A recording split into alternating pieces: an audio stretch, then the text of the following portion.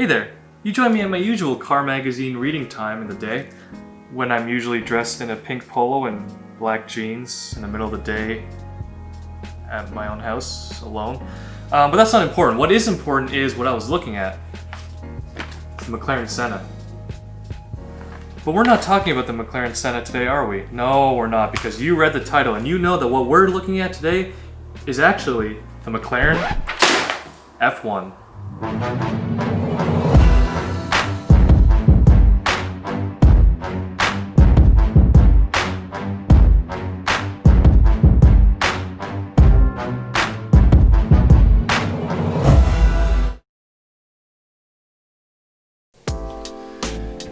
The McLaren F1 has held the record for the fastest naturally aspirated car since 1993. At speeds of over 240 miles per hour, that's much faster than any Lamborghini, than the Porsche 918, than any Ferrari. It's even faster than McLaren's own P1.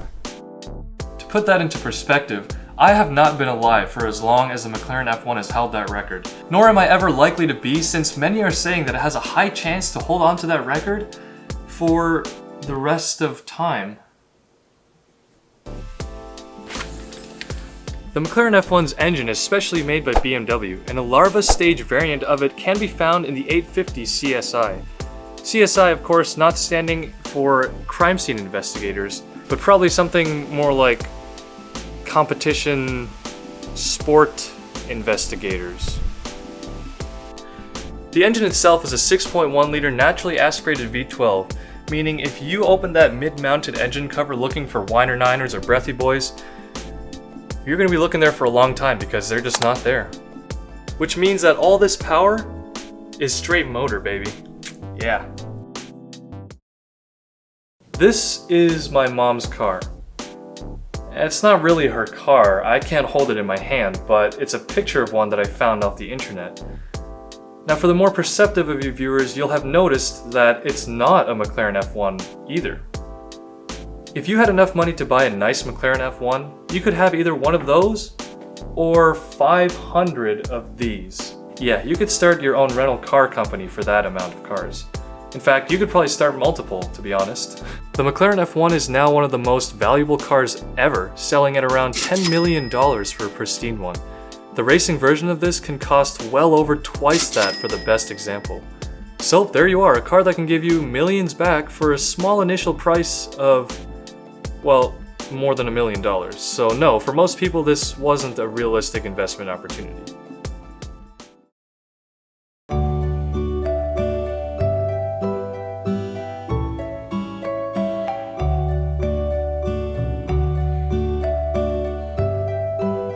Rowan Atkinson, the actor who played Mr. Bean and Johnny English, famously owned a McLaren F1 for years before he sold it for actually a pretty big profit, even after he crashed it not once, but twice. The first time it happened was your typical rear-end incident in 1997, but the second time it happened in 2011, the poor thing got absolutely mangled and shredded. And also, Rowan Atkinson hurt his shoulder. Taking a look at this picture, it's really not a common sight to see something like this, and it hurts to look at it. It's like if you're to drop your favorite mug on the ground and it just shatters, if your mug costs $10 million. Bruce McLaren started racing in F1 shortly after its official invention. In 1963, the McLaren F1 team was founded. 30 years and a Gordon Murray later, the McLaren F1 car was sent out into the world to dominate the streets any and everywhere it went. McLaren is still to this day one of the most successful teams in the sport, and in view of their recent results, it seems that they will most likely be contending for trophies again soon. If you think about it, that's pretty cool. Anything with 4 wheels and a McLaren logo really is a head turner, including the SLR.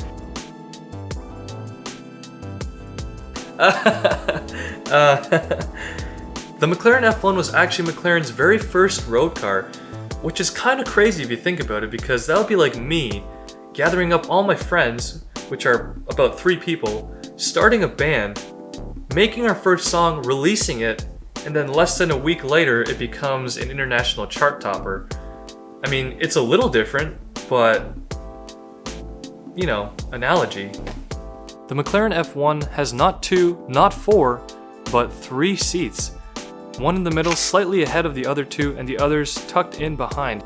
Not only is this ideal for weight distribution and a similar feeling to a race car, but it completely eliminates the argument for left-hand drive versus right-hand drive. And in a meager attempt to show you what that's like, I've organized an admittedly pitiful demonstration.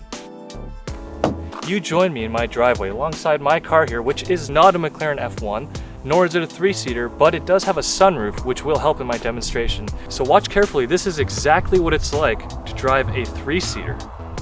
So, in here... Sunroof is open, okay. Let's see, this is where the middle of the seat would be. So I would have to go up here. Oh, this is getting tricky. Okay. So I would have to sit like right here.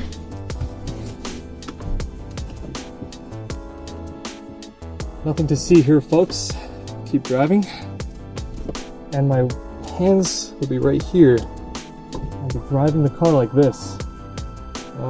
Yeah, this isn't very comfortable, and I feel like it's illegal. But it's more or less what it would be like to drive a car with the seat in the middle, I suppose. Maybe like this. Oh, there we go. Maybe this is more accurate. Yeah, I don't know if this is beneficial, but I can see why you'd want to do this in a race car. Pretty cool.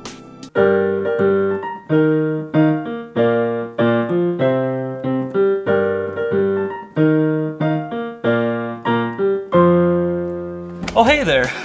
Didn't notice you watching in on me tickling the old ivories. Actually, these aren't made of ivory, at least not on this piano. These are made of plastic. But you know what's not made of plastic? The McLaren F1. That's right, just like those in the upper echelons of high-performance cars today, the McLaren F1 is chock full of expensive and high-quality materials like carbon fiber, magnesium, titanium, and Kevlar. But the difference, of course, between the McLaren F1 and the cars today that use those kind of materials is, well, the McLaren F1 just did it way before them. In fact, the McLaren F1 is the very first road-going car to have a carbon fiber monocoque. Say that word without laughing. I can't, because I have the mental maturity of a 9-year-old, or an 8-year-old, depending on which country you're from. It even has gold in the engine bay for improved heat dissipation. How baller is that? Don't get too excited though, rappers, because it's not like there's just solid gold bars lining the entire engine compartment. In fact, it only has about a total of 16 grams of actual gold. It's more of a gold-infused foil than anything. It's a bit like those guys who have carbon fiber wraps, the difference being that the McLaren actually has gold. Come at me, posers.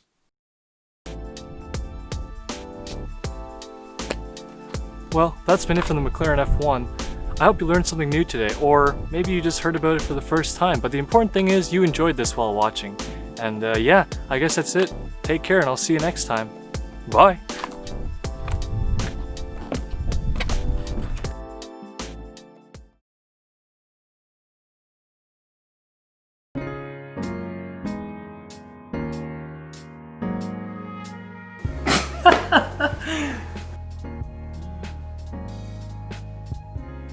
Is still the fastest naturally aspirated. It's the McLaren Senna. Do you see that? It's the McLaren Senna. Boy, I'm really glad you wanted to fly really loud today. Friggin' pilots. The McLaren F1 has held the record for the fastest oh my gosh, What is important is what I was looking at. How the heck does this page work? Rowan Atkinson, the actor who played Mr. Bean and Johnny English. Oh, my glasses. Oh.